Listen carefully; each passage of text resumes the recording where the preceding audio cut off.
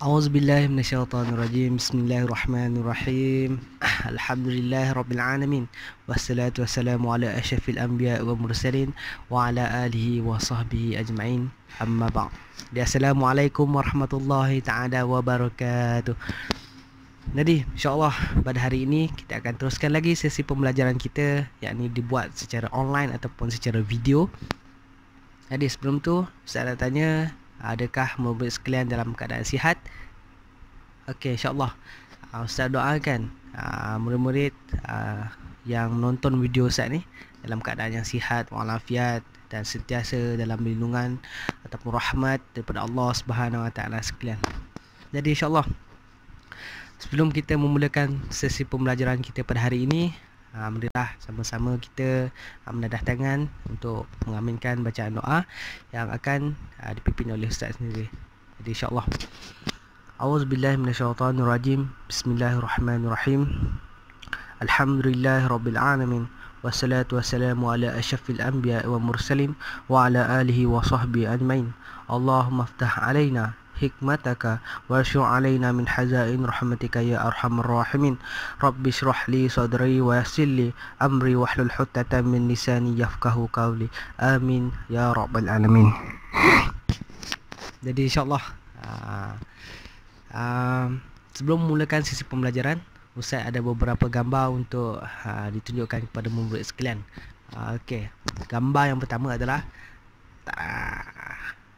okey, gambar ni kalau murid-murid sekalian tengok, apakah pandangan ataupun pendapat murid-murid berkaitan dengan gambar ni?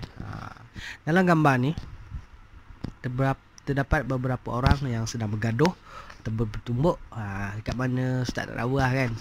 Okey, gambar yang kedua pula. Okey, gambar yang kedua ni. Gambar yang kedua ni menunjukkan ada beberapa orang yang sedang bergaduh ataupun membaling bom asap, tak silap saya. Tak silap Ustaz, ada bom asap. Kemungkinan apa? Bukan apa? Bom asap PUBG. Bukan. Okey, gambar yang ketiga pula. Okey. Gambar yang ketiga ni ada situasi seseorang sedang merompak orang lain. Tengok. Ada seorang ni merompak orang tu. Okey, dan gambar yang terakhir sekali. Okey, gambar terakhir ni. Gambar terakhir ni menunjukkan suasana sebuah bandar ataupun pekan setelah berlakunya peperangan. Tengok, semua bangunan-bangunan habis roboh dan sebagainya. Tengok. Okey.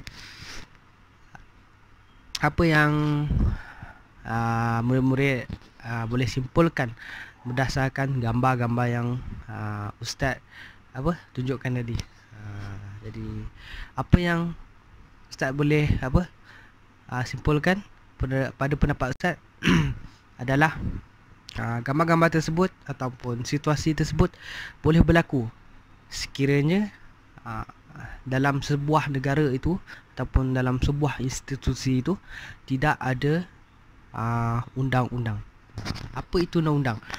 Undang-undang ini adalah satu peraturan ataupun garis panduan kepada seseorang ataupun masyarakat dalam melakukan sesuatu perkara. Kalau kita lihat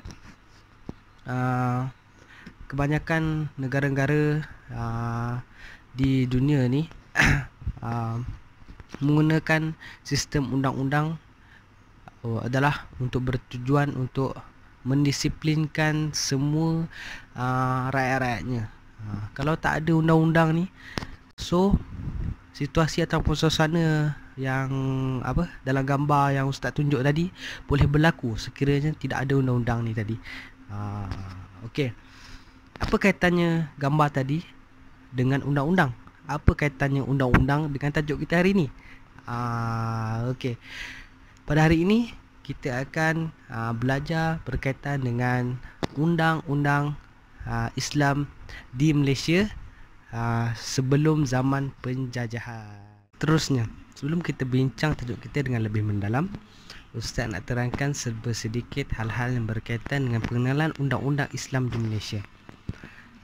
undang-undang Islam di Malaysia adalah merupakan undang-undang Islam yang berteraskan kepada Al-Quran dan As-Sunnah.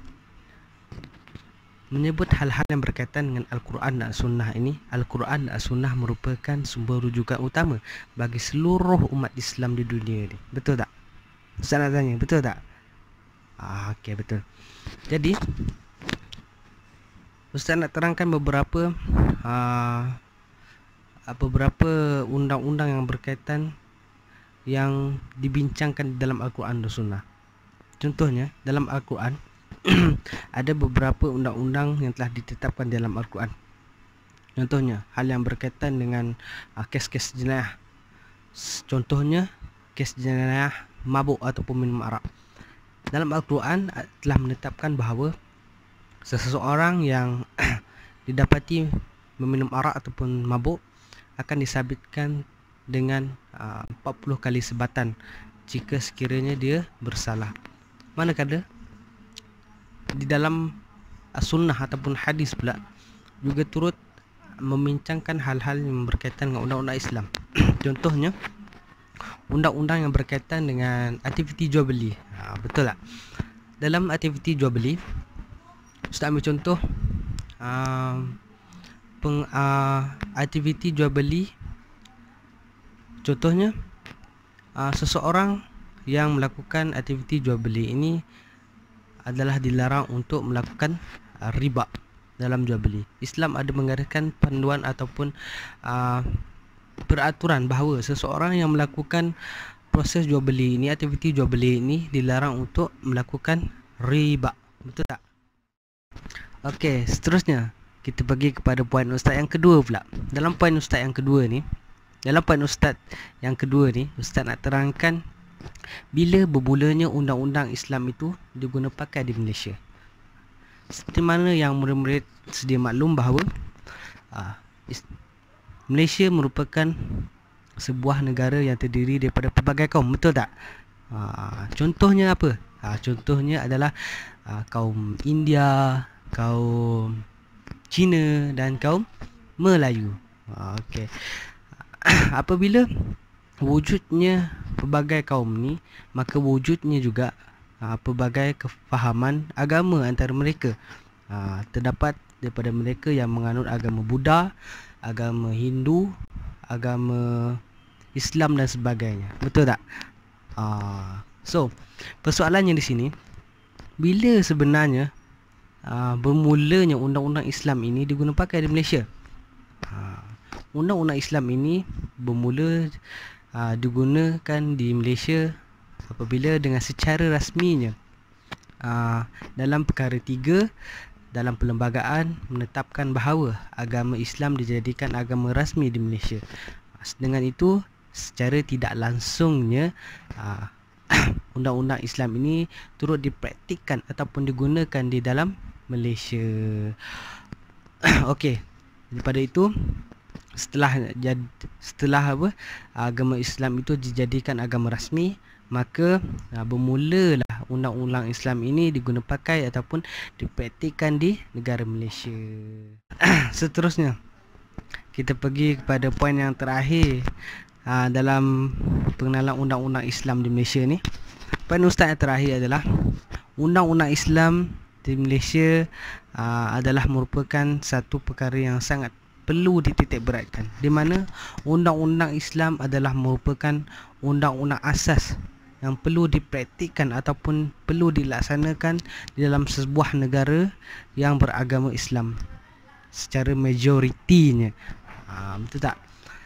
Walaupun Malaysia merupakan sebuah negara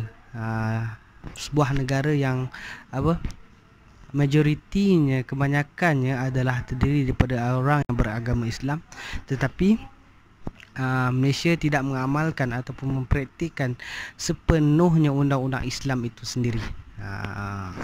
Okey, ustaz nak bagi beberapa contoh negara yang amalkan sistem undang-undang Islam ini secara menyeluruh.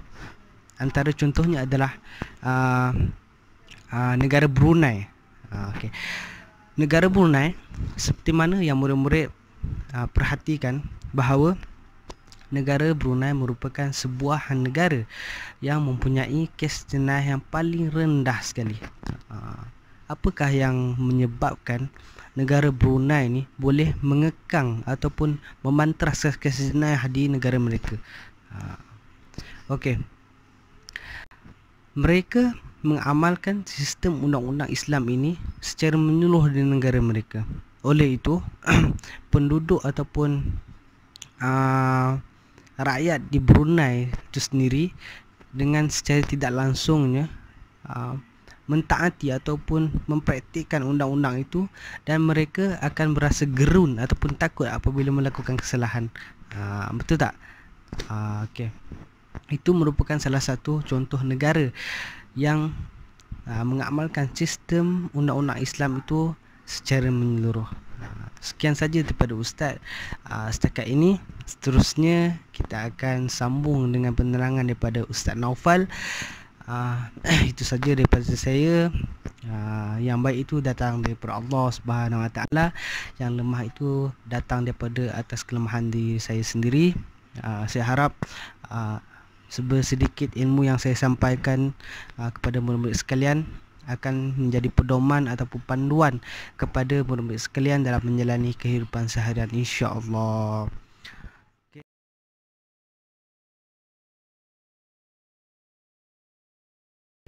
Okey, Assalamualaikum warahmatullahi wabarakatuh. Okey, hari ini Ustaz nak tambah sikit lah kan. Tadi kita dah dengar daripada Ustaz Ben tadi. Ustaz Ben dah ceritakan sedikit sebanyak tentang pengenalan sejarah undang-undang sebelum kedatangan Islam itu sendiri kan. Okey, dekat sini kita nak tengok. Kan, Islam ni sebelum kedatangan penjajah ni kan, undang-undang Islam sebelum kedatangan penjajah ni, first kita kena tahu yang agama Islam ni dia pernah dipengaruhi oleh agama Hindu kan. Kita tengok yang seperti contoh dekat Kedah ni, tuan-tuan, murid-murid sekalian, dekat Kedah ni kita lihat yang ada satu candi di mana terletak di Lembah Bujang, di mana candi itu berusia terlalu lama kan. Saya tak ingat berapa, tapi candi itu berusia terlalu lama, di mana ini menunjukkan bahawa yang agama Hindu itu sendiri pernah menjajah, pernah mendiami di tanah Melayu. Okey, first itu kita kena ingat. First kali kita tidak nafikan yang agama Hindu adalah agama awal sebelum kedatangan Islam. Okey, faham kat situ semua ya? Okey. First kali kita ambil contoh daripada atas lah.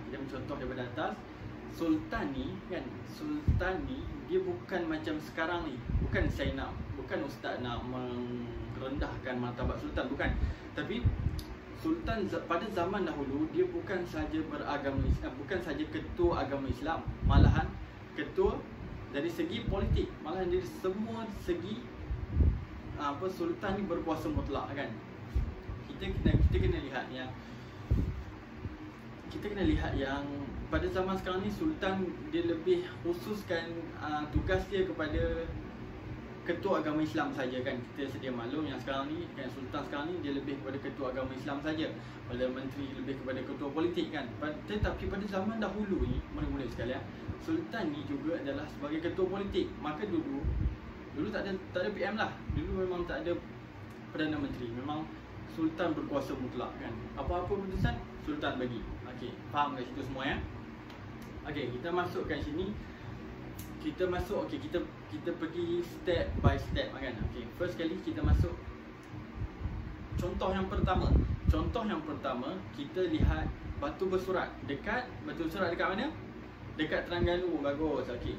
Batu bersurat ni kan, murid sekalian, batu bersurat ni dijumpai sekitar pada dianggarkan sekitar pada tahun 1303.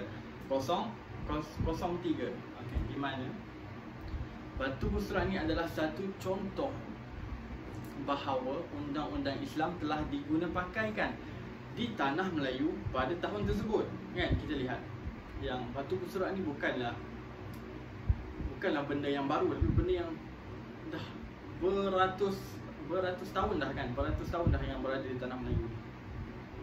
Malahan kalau kita tengok balik kan, daripada orang kata perkandungan batu bersurat tu, dia menulis tentang undang-undang Islam pada ketika itu kan. Undang-undang Islam, banyaklah undang-undang Islam yang tertulis dalam tu. Okey, kita faham semua, itu masuk Terengganu.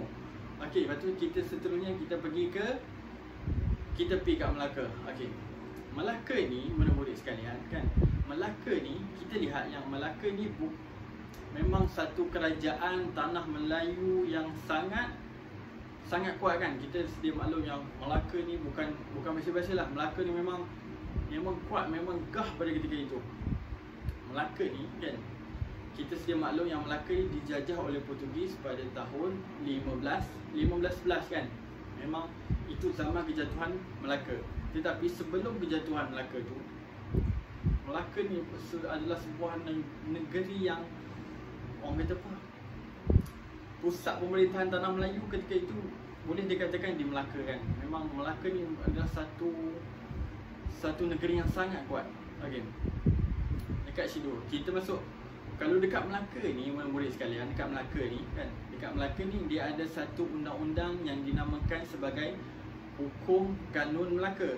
Okey, Melaka ni dia punya specialnya, Melaka ni kan, dia punya specialnya Melaka ni dia bukan dia tak semestinya macam negeri lain kita sedia maklum yang ada undang-undang di darat. Tetapi di Melaka ni juga ada undang-undang di lautan kan. Ustaz minta maaf sebut yang sekarang ni kalau anak-anak muda nak buat jahat, dia mesti pergi ke laut. Sebab ke laut sekarang tak ada undang-undang. Tetapi pada zaman dahulu Melaka ni juga ada undang-undang di laut. So tak kira lah hampir kat darat ke, hampir kat laut ke, anda langgar undang-undang, kena denda kan, kena hukum lah macam mana sekalipun. Itu yang specialnya Melaka ni. Dia betul-betul merangkumi semua jenis undang-undang, bukan dari segi politik saja, tetapi malah ada dari segi keluarga, semua terkandung dalam hukum kanun Melaka ni kan. Itu dia pada Melaka lah. Memang Melaka pada ketika itu memang satu negeri dalam tanah Melayu, memang satu negeri yang hebat, negeri Islam yang hebat. Kita sedia maklum yang para mesuara telah memeluk Islam, maka terjadilah kerajaan Melaka yang sangat kuat pada ketika itu. Okey, ramai murid-murid sekalian, kita daripada semua faham. Siapa ada soalan kat tangan? Tak ada ya? Okey, kita masuk semula kepada Pahang. Okey, Pahang ni kan, murid-murid sekalian, Pahang ni dia pada zaman pemerintahan Sultan Abdul Ghaffar Mahyuddin Shah pada tahun 1592 hingga 1616 Masehi, yang di mana pada ketika itu undang-undang Islam telah ditegakkan di negeri Pahang tu tersebut kan. Seperti yang sedia maklum, pada tahun tersebut, pada zaman pemerintahannya tersebut, undang-undang Islam seperti hukum hudud, qisas, diyat dan takzir telah dilaksanakan di negeri Pahang tersebut. Okey, faham di sini? Kan pada tahun tersebut Pahang ni dia telah melaksanakan undang-undang Islam itu sendiri kan. Dia telah, kalau salah hudud dia kena hukum hudud, kalau bunuh kan, sabit kesalahan kena bunuh balik. Okey, macam itulah undang-undang Islam itu telah dilaksanakan di negeri Pahang tersebut. Okey, semua faham tak Pahang? Okey, sekarang kita masuk pula kepada Johor kan. Johor pada ketika ini kan, Johor ni dia telah menggunakan undang-undang Islam kan, undang-undang Islam yang diambil daripada kerajaan Turki Osmaniyah kan. Seperti kita tahu, kerajaan Turki Osmaniyah ni dia telah menjadikan tanah Melayu pada ketika itu adalah anak-anak dia. Kita tahu yang kerajaan Turki Osmaniyah ni sangatlah besar kan. Memang sangat besar. Memang Turki Osmaniyah memang satu kerajaan Islam yang sangat hebat. Tapi tanah Melayu pada ketika itu juga adalah satu daripada anak-anak dia lah kan, kita tahu. So kerajaan Johor pada ketika itu dia telah ambil satu kod undang-undang Majlis Al-Ahkam Al-Adliyah di Turki Osmaniyah yang berpusat di Istanbul kan. Dia telah ambil itu, dia telah diguna pakaikan kod itu di negeri Johor pada ketika itu. dekat sini menunjukkan memang Johor ni dia telah pakai undang-undang Islam. Memang kita tahu Turki Osmaniyah ni sebuah kerajaan yang Islam. Okey. Seterusnya kalau kita masuk kat Johor ni kan, Johor ni juga dia telah ambil satu kod undang-undang yang berasaskan daripada hukum kanun Melaka. Tadi kita belajarkan hukum kanun Melaka macam mana dia betul-betul bersifat meluas, hukum kanun Melaka. So Johor ni, kerajaan Johor pada ketika ini juga diambil daripada hukum kanun Melaka itu, diterapkan kat Johor, dia ubah suai sikit lah, dia ubah suai mengikut keadaan kan, seperti yang kita tahu. Lain padi, lain belalang kan. So keadaan setempat itu tak sama, tapi kerajaan Johor telah ubah suai, telah menambah baikan supaya serasi dengan keadaan masyarakat di Johor pada ketika itu. Sini pun faham kan Johor. Okey, yang last kali kita masuk sini, last kali kita masuk Perak. Kan Perak. Okey, Perak ni kita tahulah, negeri Perak ni negeri yang besar, negeri Perak ni kan. Tanah kerajaan Perak ni memang kerajaan yang besar. Perak ni dia telah menggunakan satu hukum undang-undang Islam yang dinamakan sebagai Hukum Undang-Undang Islam 99 Negeri Perak. Panjang nama dia kan.